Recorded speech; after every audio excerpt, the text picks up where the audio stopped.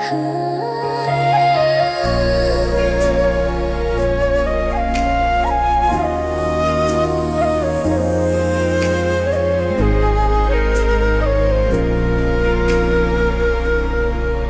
切像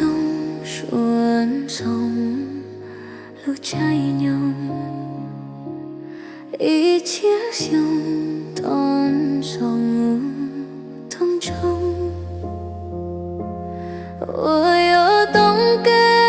路你爱怒龙空，我先懂得就努一切修，一切像顺从路trái nhau,一切像đón sóng thong trong. 跑说东坡不一路红尘，我先懂得就努一切修，mình đau mong tu nên cũ hư cũng lòng có sợ trong gì mùa nên hậu toán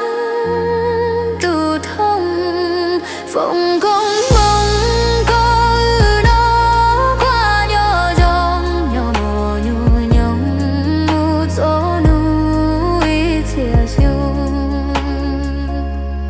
一切像顺从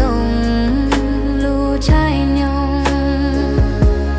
一切像đón sóng trong trong. 路几龙杂轮多粗糙，我学用的走路一切修。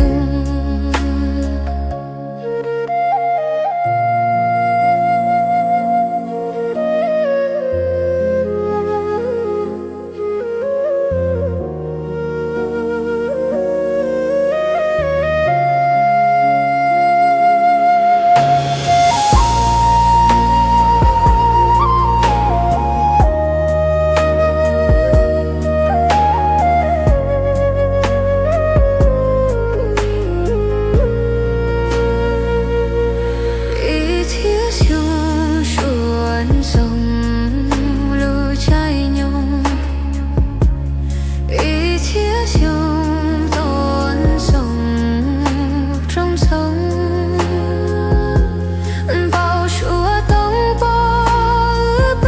一路红尘，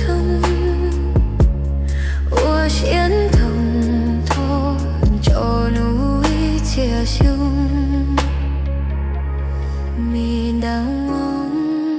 thu nên cũ hư cũng lòng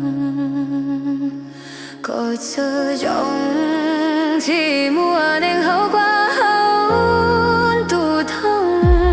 phong công hồng có nó qua nhỏ trong nhỏ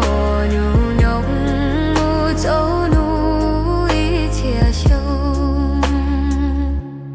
一切像顺从路trái